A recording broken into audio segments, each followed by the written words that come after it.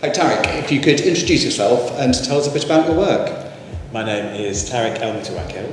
I'm the creative director at Marlborough Productions. I'm an artist and community organiser. And how did you end up in Brighton? I came to Brighton for university, studying psychology in 2001, and I got a job at the Marlborough pub, which is a little theatre above it, and then I ended up staying and working past my degree and working in the Marlborough pub and theatre for the next 20 years. From psychology to a career in theatre? Absolutely. Excellent. How has the performing arts scene in Brighton changed or evolved since you've been here? I would say that in the last 10 or so years there's been much more understanding of centering the narratives of marginalised people, and that arts isn't just, especially in Brighton, it's not just for white, straight, middle class people who are in the arts, and having a much more intersectional tastes, I think. So you're more likely to find marginalised artists down here making a career down here, which I think perhaps wasn't such a thing 10, 15 years ago. Perhaps it was, but I'm seeing more of it now. Great, that's really positive. Yeah. What's the best thing about working in the arts in Brighton compared to other cities?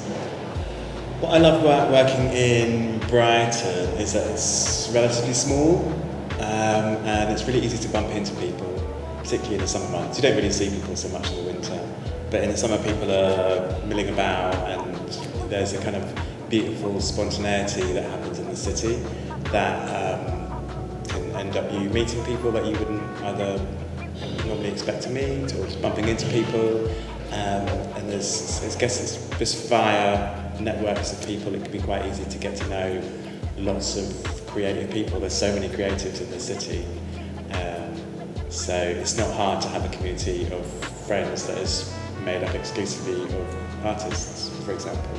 I think that's probably the best way, I think, for artists to develop and grow their practices, is knowing and being friends with lots of other artists. What opportunities has being part of the Brighton art scene given you think you might not have found anywhere else? I feel like Brighton is the kind of place where people will let you have a dream. In other cities that I've lived in, being from London, for example, I felt that when I was there, it's the kind of place where you might dream something, but then you really struggle to find places to do it, or just that, it just seemed insurmountable, I think, when there's perhaps a ridiculous amount of competition maybe in London or other bigger cities. I feel that in Brighton it's the kind of place where, and I think it's just sort of the mentality of people here as well, is that you can have perhaps a lofty idea or something that people don't understand how that might come to fruition, but the nature of Brighton is that people will believe in your dreams, or at least not quash them. So you can have a beautiful vision, and then because no one's telling you that it's not possible, you're finding ways to make it happen. Before I knew what I wanted to do, I would sometimes have an idea about something that I would not be sure how to get there, but one day maybe I'll run the theatre upstairs, above the pub that I worked in, and then a few years later finding ways to make that happen.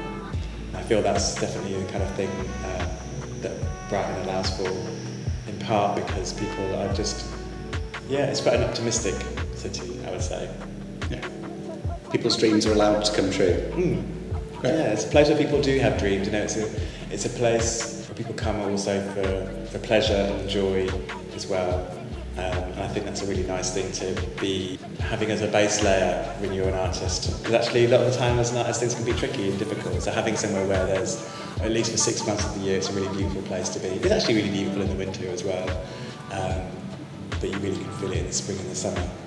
Having that as a base layer, as a place that feels healing and joyful, is, I think, a really good foundation for being a creative person. You're quite a unique person, you have quite an identity. How has Brighton helped you find your identity? And I think what's nice about Brighton is that people don't really care what you wear or how you look, generally. You can be wearing the most outrageous and ridiculous costume on the high street and most of the people won't blink or look twice at, which I think is really nice. It gives you the opportunity to experiment and play and just to really feel into what you actually want to be, how you want to present yourself, how you want to be in the world. Yeah, I feel like it's a city that really does understand individualism individual unique identities and celebrates them. It's not a place where I think people are expected to conform. Excellent, and I'm very jealous of your shoes. Got them from the market for £5. That's also a nice thing about Brighton. There's a lot of, there's so many creative people down here. You can go to a market, for example, people are selling off things that they no longer want, and you can find some absolutely gorgeous bargains at Brighton markets, from clothes to musical instruments to things to create sculptures out of. It's a great place if you're a unique person. Which you certainly are. Thank you, Tarik. What's your favourite Brighton venue, or favourite one that you've worked in? Of course, I really enjoyed putting stuff on at the Marlborough, where I'm no longer based, but was there for 20 years. We did a lot of amazing things in that building. But I also really have a big passion for putting performances and creativity out into the streets. So when things become a bit more public art, so that someone can just wander by and engage with something weird and unusual that they're not expecting to, and have their day or their week or their life transformed by an encounter that they hadn't even bought a ticket for. You can get some really interesting reactions from people in the streets as well. And I think the streets can also it's the kind of place that perhaps I think people feel more ownership of themselves in, and so they're able to respond more authentically and honestly to what they're seeing. Whereas I think when you go into a theatre, you're trained to behave in a certain way and to respond in a certain way. When you're out on the streets, you can whoop and you can cheer and you can boo if you want to, and then you can leave. But I think that's you get quite an honest audience reactions from people outside. And you also just get a much more diverse mix of people that will see work. So I would say the streets of Brighton. Excellent. What advice would you give to young performers or creatives coming to Brighton to study or to kickstart their careers? I would say to not worry too much about what other people are doing. Believe in yourself.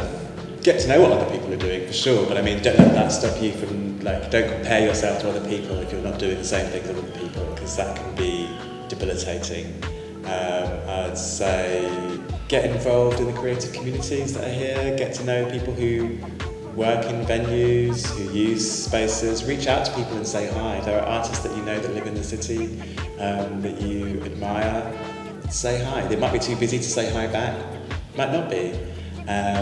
Generally, Brighton is a friendly place, and I think it's the kind of place where treating people as friends that you haven't yet met is a really great way to build a community.